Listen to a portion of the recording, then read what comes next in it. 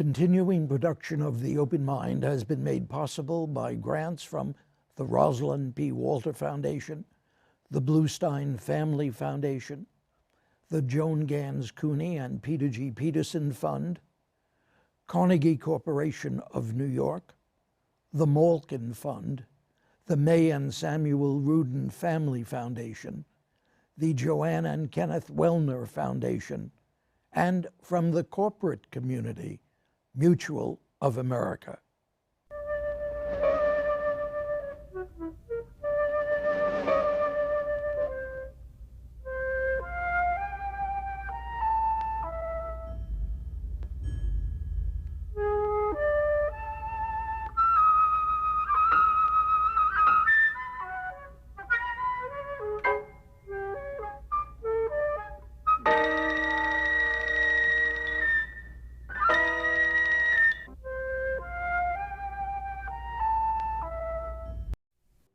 I'm Richard Heffner, your host on The Open Mind. And when today's guest first joined me here close to a decade ago, he had already had a long and distinguished career in print journalism, first at Newsweek, finally as editor-in-chief of Businessweek. But he wasn't through with journalism yet, as one knows he never will be, for Stephen Shepard went on then to become the founding dean of the Graduate School of Journalism at the City University of New York, right on the front line of training a new generation of journalists. Now, McGraw-Hill has published Steve Shepard's revealing Deadlines and Disruption, an intriguing memoir of a life in journalism that Walter Isaacson calls a personal and insightful book about one of the most important questions of our time. How will journalism make the transition to the digital age? And I guess that the first issue I would raise with my guest as editor-in-chief turned dean has to do with the degree to which he truly believes that the essence of journalism as he and I, once knew it, will indeed make that transition. Do you think it will? I do. You can count me as an optimist. I think we can preserve the eternal verities of the profession, the reporting, the writing, the critical thinking, the ethical values that we grew up with all the new stuff, with multimedia interactive forms of journalism, delivered on multiple platforms, smartphones, tablets, computers, and so on, and using social media for distribution. This is a form of journalism that can be consumed globally. You can walk down the street and read The Guardian in England on your cell phone if you choose to. So I think that, yes, I'm optimistic, and that's the whole premise of the Cuny Graduate School of Journalism, is that we can prepare students for the new world and still retain the eternal verities of what we knew as traditional journalism. Well, then why has there been so much pessimism about that? What are the factors, honestly reviewed, that have led many people to say, look, the old days, they're gone?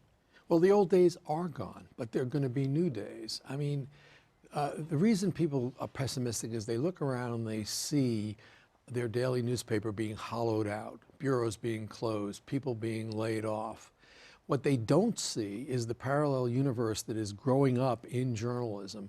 ProPublica for investigative reporting, Politico for Washington reporting, Kaiser Health News, Huffington Post, all kinds of ways of doing journalism that didn't exist a few years ago. So I'm very, very hopeful. You know, something called Inside Climate News won a Pulitzer Prize this year for national reporting, and something called California Watch was a Pulitzer finalist for public service reporting. People aren't aware of that, but they are aware when they see layoffs happening. So I think the perception, the reality is much more encouraging than the perception people have. What's happened to the concept of profession? Well, that's a very good question. What has happened to my generation is an amazing change to the point where we professionals who took our role very seriously as gatekeepers, who help filter the news and tell you what was important and came up with new stories that you wouldn't think to ask for on a Google search, we have been displaced to some degree by what the people formerly called the audience. Journalism is now not just a product, but it's a process. It's a two-way street. It's a conversation. And anyone can be a journalist, or at least commit an act of journalism. So there's a kind of pro-professional and amateur kind of blending. And, amateurs are doing a really lot of good work, whether it's in the Middle East, the tweeting of what went on in the so-called Arab Spring. All kinds of good journalism is being done who are not professional journalists. And what we're seeing is a blend of the two. And handled and managed properly, it can enhance journalism. Because, a lot of people out there know a lot about a particular subject. And if we can harness that information and conform it to the norms of the profession, I think we will have a much better product. That old, I used to, and I think probably I even did it when you were here so many years ago, reading Janet Malcolm and reading that wonderful first paragraph in which she disparages the reporter. What about the reporter and his or her standards? And what about the loss of professionalism that many people think about? Yeah, I mean, we have to worry about that. We have to apply standards to the bloggers. Okay? How do you do that? Well, you by selection. You can't get an individual blogger to change the way he does things, but there are a lot of bloggers who do a very, very good job.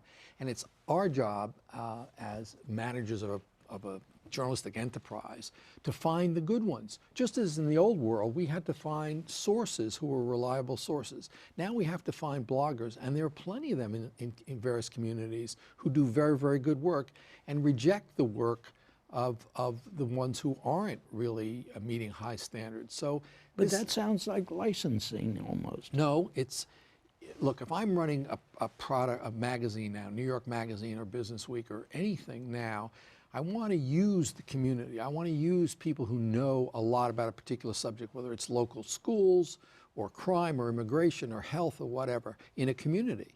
And it's up to me to find the ones who do very, very good work and to curate or aggregate work that's being done around and put it up on my site, in addition to the professional work done by the professionals on my staff. That's additive. That makes journalism better.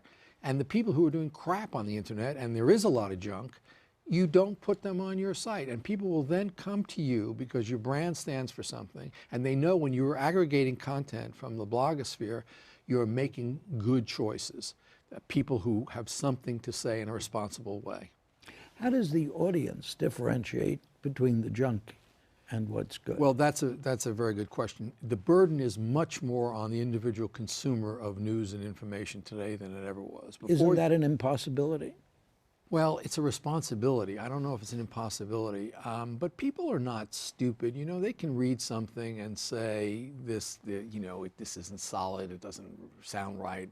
It's there. And you get to find who the good bloggers are. You want to follow Fareed Zakaria or Peter Beinart or Andrew Sullivan. You get to know who's good or whose stuff you like, even if you don't always agree with it, okay? And you reject the people who aren't good. The burden is on you. It's more of a do-it-yourself model of journalism today for the consumer, that you can pick and choose, and there's great stuff on the internet. But it's up to you to find the good stuff and not tune into the bad stuff. And we can't regulate that. Look, in the old days, we couldn't stop. Not everybody read the New York Times. We couldn't stop people from reading the Inquirer, and reading a lot of junky stuff. And nor do we want to try to stop people from doing that. It's the same now. You have to discriminate between what's good out there and what isn't. There are a lot of people who argue it's not the same, it's much worse. Well, it's better and worse, because it's easier for the junk to proliferate. Mm-hmm. That is certainly true. But it's also true that something that's really good, I can send to you and all my friends and say, you should read this. And you might not have known about that piece, but I'm sending it to you with a link. We live in a link economy now, and you will get the benefit of that. I'm multiplying your access to information. And I'll be a trusted source of that to you. So when you see I'm sending you something, you trust me, you'll look at that. And it's true, people are going to send you junk. But Steve, I know you're right about that. You're absolutely right about it. You send me something, I'm going to look at it. I'm going to be impressed with it. I'm going to send it on. Doesn't that mean that the rich get richer and the poor possibly get poorer, that the intellectually, knowledge-wise rich get richer? Aren't you talking about a further and further bifurcated society? Well, it is certainly true that people have to have access to the internet, whether you're talking about this country or around the world. And if you don't have access, you're cut off from this conversation. You're cut off from that viral network of people sending you good information. So to that degree, yeah. But that isn't what I meant. I meant you and I sit here, you're a dean, I'm a faculty member, we communicate, we link together. But when you turn to the rest of society and what it has accessible to it, all that junk that we referred to, don't we have here a device by which those with some knowledge gain more, and those whose taste for knowledge has not been developed have less? I guess I would argue the opposite. I would argue that the technology makes it possible to reach people who haven't had as much access to information, who aren't as well educated. I think online education is going to help raise the quality of what we do in the schools and a distance learning for people who are remote from centers of excellence. So I would argue the opposite, that this is a technology that can enhance learning among people who aren't as privileged as we are. I hope you're right. God knows that I hope you're right. When I look, though, at what is available to me and to everyone else online, I fear, and I need to raise another important question, which I'm sure you have raised with your students at the Cuny Graduate School of Journalism. What about the privileges that have historically, not that they've always been agreed upon, the privileges we've basically assumed the journalist, the recognized journalist, has? Do those privileges go with the public journalist, those many, many, many others who get involved in reaching us with the news of the day? Yes, to some extent. I mean, before in the old world, we had our bylines, but we were mostly associated, whether he writes for the New York Times, he writes for the Wall Street Journal, he writes for Business Week. And now individual brands are becoming a little more prominent. People will follow individuals instead of following the publication they look for, they tend to read or would have used to read. So I think that the privilege is, in a funny way, more accessible to people, that I don't have to work for a large institution to be a voice on the internet. And to the degree I'm good and can reach people and people like what I'm doing, I become a brand. And so I think that privilege is, in a way, bestowed on more people now based on what they're doing, rather than people who are just working for an institution that is world famous. The legal approach to report is privilege. You're saying you're not concerned about this? Well, I think this is a very difficult area, because if anybody can commit an act of journalism, as I like to say, aren't they entitled to the privileges of being a journalist, the shield laws, and so on?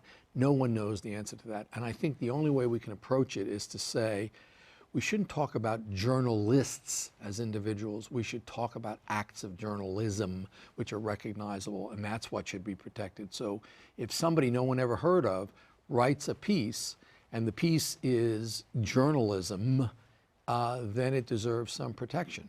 But we're just beginning to think through how we apply the libel laws and the privileges that journalists have in our society to this new world, and we're not there yet. And you see some of that with the NSA stuff. Who's a journalist? You know? Right. That's who should be considered a journalist? Well, my definition is somebody who doesn't have an axe to grind, is not coming at it from an activist point of view. He may have a point of view on a particular story. He might be an editorial writer. Does not have an activist point of view? Where do we put Paul Krugman then? Well, he's a columnist and has a point of view, is entitled to have a point of view, and he works for a journalistic institution called the New York Times. Fine. No one would say he's not a journalist or his opinion shouldn't be protected, okay? So he's an intellectual activist. He's not leaking government documents. He's not on a crusade. Well, he is on a crusade, but it's an intellectual crusade to persuade people that certain economic policies are better than other economic policies. So these are tough questions, Dick. I mean, I wouldn't be asking them of you if they weren't tough. The traditional definition of a journalist is somebody who is approaching something neutrally. That is not that the story has to come out neutral. It can have a point of view, but he's going in trying to find out what the right point of view. He's not bringing it a priori because he's an ideologue of left, right, whatever. And that's generally the definition. And it can be opinion writing, it can be analytical stuff. It doesn't have to be AP on the one hand, on the other kind of journalism. Journalism is a spectrum. There's all kinds of stuff, from radio reports and wire service stories, to daily newspaper stories, to weekly magazine stories, to monthly magazines, to books, to encyclopedias. You know, all of that is a form of journalism. And that's what needs to be protected. And we have to define the act of journalism rather than the person as a journalist. Are you, as most, I guess all the journalists who've been here, no, not all, some exceptions, are you going to be one who rejects the notion of the old News Council, the idea of making this as much of a profession with standards that have to be, and I'll use the word carefully, enforced? I think when you get talking about standards for journalism, you run the risk of running afoul of the First Amendment right that anyone can express a thought. I think standards have to be voluntary. When I was the editor-in-chief of Business Week, I was the president of the American Society of Magazine Editors for 2 years. And we set standards on certain advertorials that magazines were running. And we didn't want the reader to be confused as to what is paid advertising and what is the editorial voice content of the magazine. And we set standards. But we didn't say to anybody, you know, you had to adhere to these standards, because we had no authority to do so, and it would be unconstitutional to tell somebody what they could print or not print. But you can establish professional standards, and best practices do spread to all publications. Of course not. Was always junk, and there will be junk. But the predominant number of magazines that we dealt with adhered to the standards, and they were happy to have standards, because it said this is not a best practice. You don't want to confuse the reader as to what's advertising and what isn't. And we did very well. So I would say when it comes to standards, we should have best practices, but they have to be voluntary. In the school, Yeah. in terms of the electronic media, what have you done with questions of, a fairness doctrine, things like that? Well, you know, the fairness doctrine doesn't exist on television anymore. What we try to tell people, we teach fairness as one of the verities of journalism.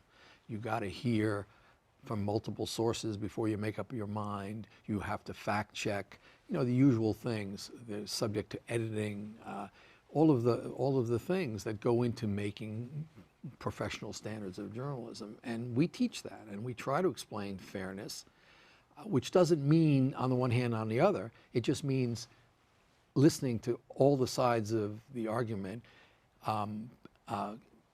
considering what is right, making the case if you want to have an analytic point of view on the story, buttress it with evidence, recognize there's another side, but make your point in a way that it becomes credible to the reader. We read this stuff all the time, and I know when I'm reading something, this is a fair piece because he recognizes another side of the story. He wants to argue this side of the story, but he's buttressing with all kinds of evidence, and he's quoting reputable people, and it has a tone of fairness, even if he's taking a position.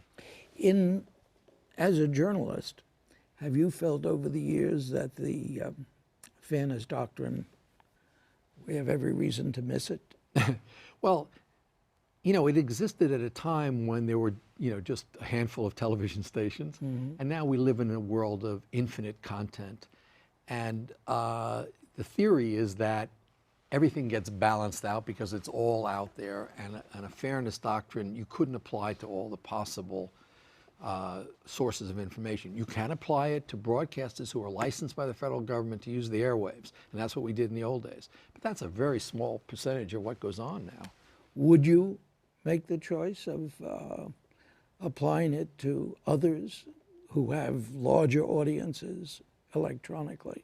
No, I think that the broadcast stations were a special case because they were licensed. Because they use public airwaves and were licensed. It's the one form of content that has been regulated that way in this country.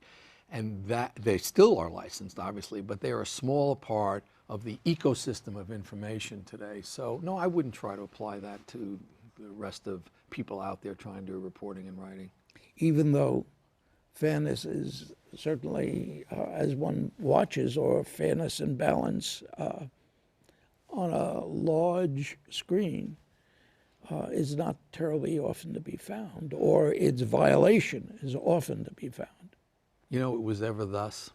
I just don't think that the technology in the new world has made that problem much worse. Because for every example of bad, unfair commentary that you see on the web, there is so much more that is really, really good. And again, it's up to us to separate the good from the bad. Well, when you say But you can't have, a fairness doctrine applied to every reporter under the sun who's trying to do a good job. Not if by reporter you mean anyone who wants to scribble his views or her views, or use the digital media. Yeah, look, people go on the air, and now, there's talk radio that has a strong political slant, usually to the right. I wouldn't say they couldn't do that. I would just try to make sure that there are other outlets that are giving you another point of view. So when you get to government regulation of this new world, or even of the old world, I get very nervous because I think that they will make it worse, not better. Why do you say that?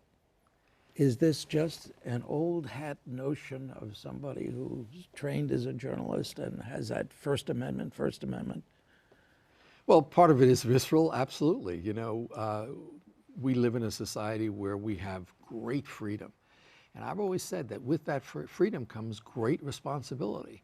And one of the things we have to be responsible about is accuracy, obviously, fairness. Truth is the best we can find it. And, with some sense of the public interest in mind. We are serving an audience. Serious journalism, which is what I'm concerned about, serves an audience. And if you have that mindset, and the ones we grew up with that, it's hard for me to give up. I think I take that very seriously, my responsibility as a journalist. I'm fascinated by the emphasis you place upon the responsibility of the consumer, the viewer, the reader, rather than those who produce the material. Well, both. I think the main difference between then and now is there's more responsibility on the consumer, because there's much more out there now. There are many, many, many more outlets for information, let's call it, than there were before. The responsibility on the producers of information is pretty much the same, okay, the professional standards that we've been talking about.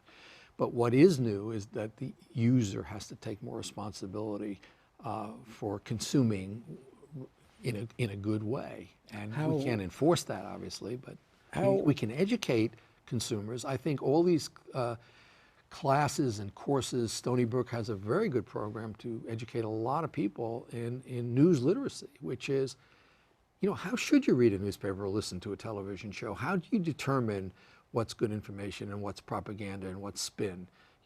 What goes into it? How much background information are they providing? How do you discriminate between good and bad? We need news literacy in this country. We need to educate people on what content is in this day and age, and how to recognize good from bad. What do you consider, we just have a couple of minutes left, what do you consider the major challenges facing the schools of journalism?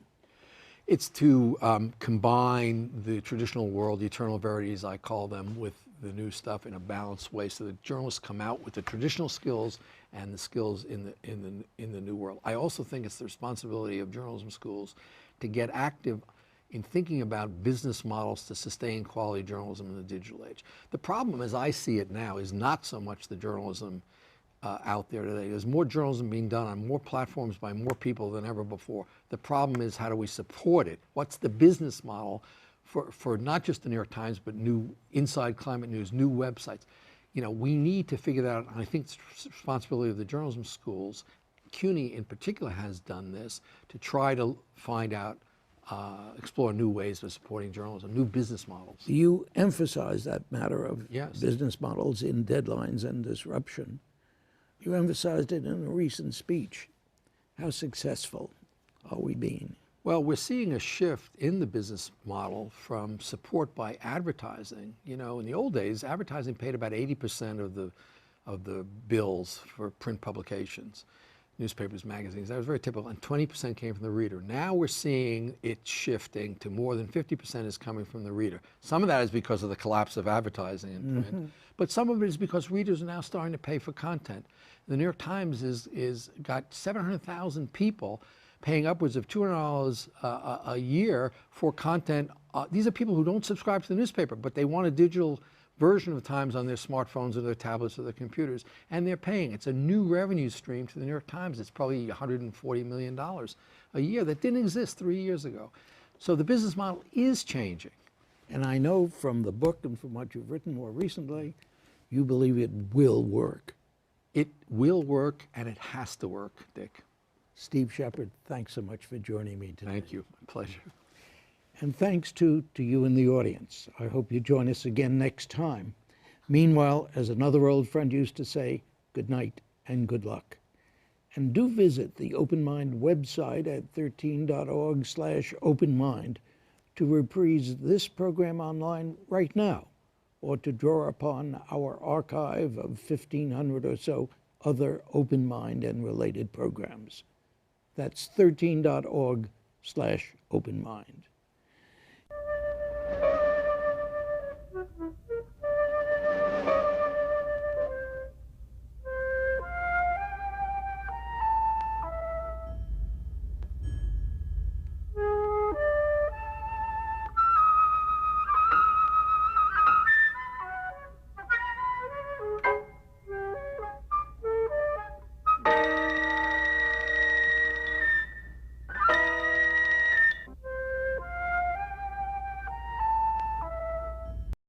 Continuing production of The Open Mind has been made possible by grants from the Rosalind P. Walter Foundation, the Bluestein Family Foundation, the Joan Gans Cuny and Peter G. Peterson Fund, Carnegie Corporation of New York, the Malkin Fund, the May and Samuel Rudin Family Foundation, the Joanne and Kenneth Wellner Foundation, and from the corporate community, Mutual of America.